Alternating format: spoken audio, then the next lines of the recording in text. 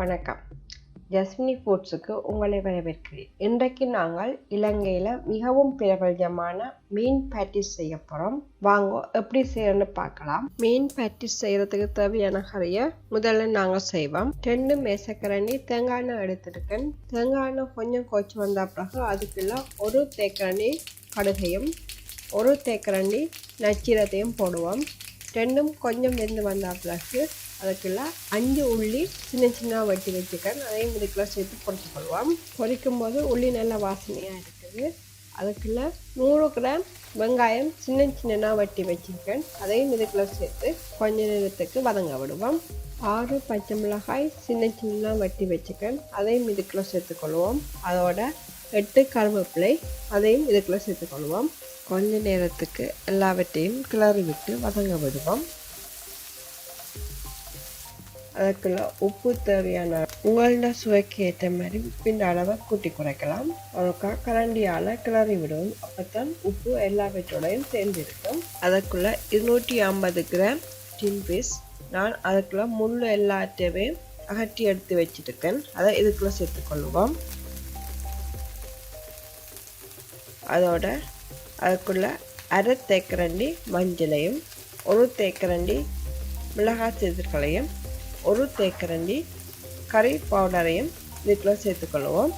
இது ஒருக்கா வடிவாக கிளறி விட வேணும். அப்போ தான் டின் பீஸ் இந்த மனம் இருக்காது.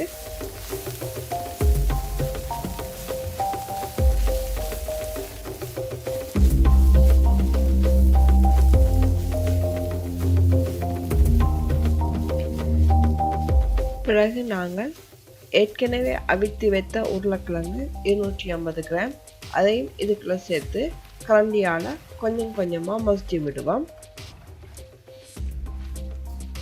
இதற்குள்ள நாங்கள் தண்ணி சேர்க்க தேவையில்லை. இது பிரட்டல் கறியாத்தான் இருக்க வேணும்.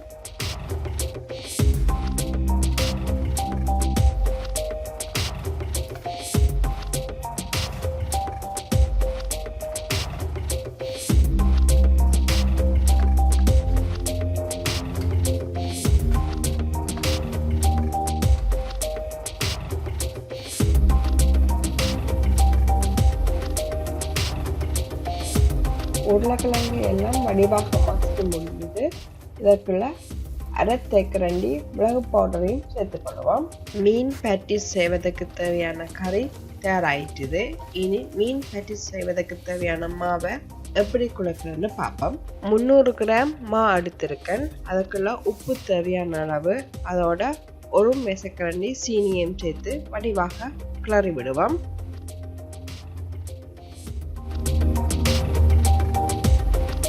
அதுக்குள்ள 75 கிராம் பட்டர் அதையும் இதுக்குள்ள சேர்த்து வடிவாக கிளறி விடுவோம். மா கலவையோட இந்த பட்டர் சேரக்கூடிய மாதிரி வடிவாக பிசைஞ்சு விடுவோம்.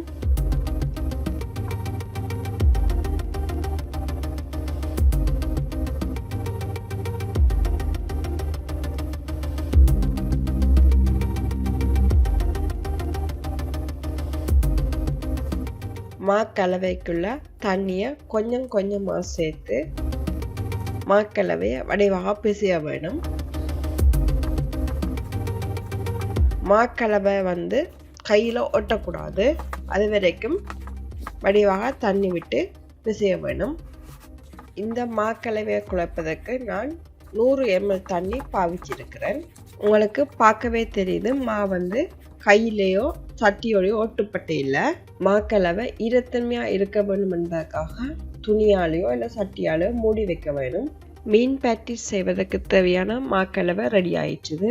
நல்லா சாஃப்டாக வந்திருக்கு. உங்களுக்கு பார்க்கவே தெரியுது. பிறகு நாங்கள் மாக்கலவையிலிருந்து சின்ன உருண்டையை எடுத்து அதை உருட்டி உருட்டுக்கட்டையால் மெல்லியதாக தட்ட வேணும்.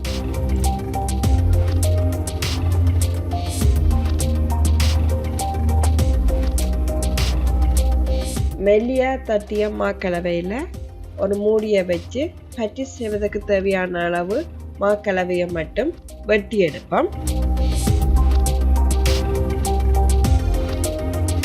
மெல்லியதாக ரவுண்டாக வெட்டி எடுத்த மாக்கலவையில் அதுக்குள்ள கறியை வச்சு ஒரு சைட் பக்கமாக மடித்து அதை வடிவாக இழுத்து மெதுவாக 2 பக்க கோணர்லையும் வச்சு 2யும் ஒட்டக்கூடிய மாதிரி வடிவாக தட்டி தட்டி விட வேணும்.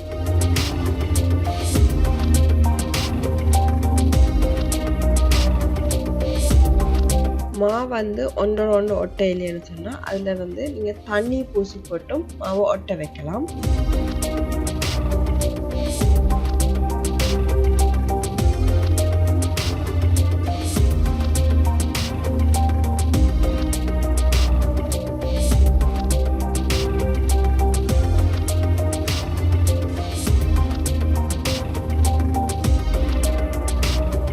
பிறகு நாங்கள் முள்ளுக்கரண்டின பின்பக்கத்தை வச்சு சின்ன துணலாக அமர்த்தி விட வேணும். அப்போத்தான் பேட்டிஸ் மாதிரி இருக்கும். இது பேட்டிஸ் அச்சு இல்லாதவர்கள் செய்யக்கூடிய ஈஸியான முறை.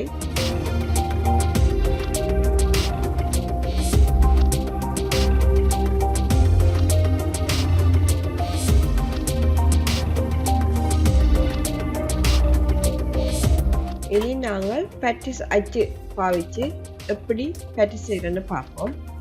அதுக்கு தேவையான மாக்கலவையை எடுத்து மெல்லியாக தட்டி பேட்டிஸ் அச்சில் வந்து ஒட்டாமல் இருக்கணும்ன்றக்காக பேட்டிஸ் அச்சில் எண்ணெய் பூசி இருக்கணும்.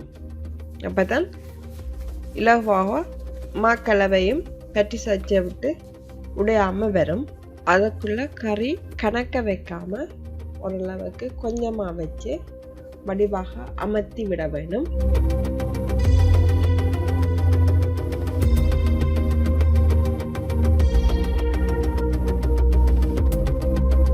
பேட்டிஸ் தட்டை இறுக்கமாக பிடிச்சி வச்சுக்கொண்டு அதுக்கு வெளியால் இருக்கிற மாக்கலவையை கொஞ்சம் கொஞ்சமாக மெதுவாக அகட்டி விட வேணும்.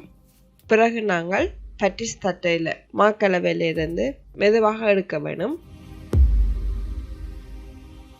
பேட்டிஸ் அச்சில் செய்த பேட்டிஸ் ரெடி ஆயிட்டு.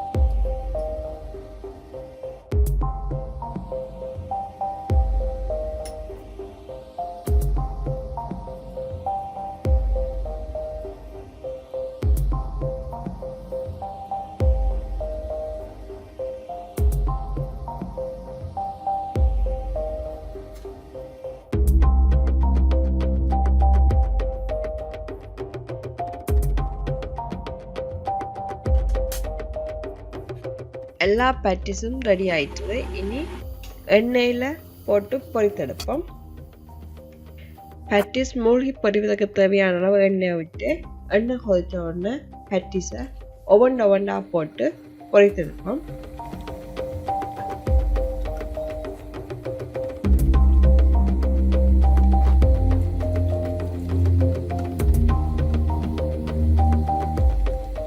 பேட்டிஸ் பொன்னிறமான கலர் வரும் வரைக்கும் பொரிக்க வேணும்.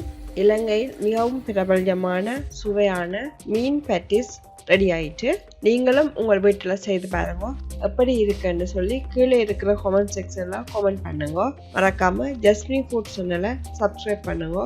அதோட பக்கத்தில் இருக்கிற பெல் ஐக்கனை கிளிக் பண்ணுங்க. அப்பதான் நான் போடுற வீடியோக்கள் உங்களுக்கு உடனுக்குடன் கிடைக்கும். இந்த வீடியோ பிடிச்சிருந்தா உங்கள் நண்பர்களுடன் பகிர்ந்து கொள்ளுங்க. மீண்டும் ஒரு புதிய வீடியோவுடன் உங்களை சந்திக்கிறேன். நன்றி, வணக்கம்.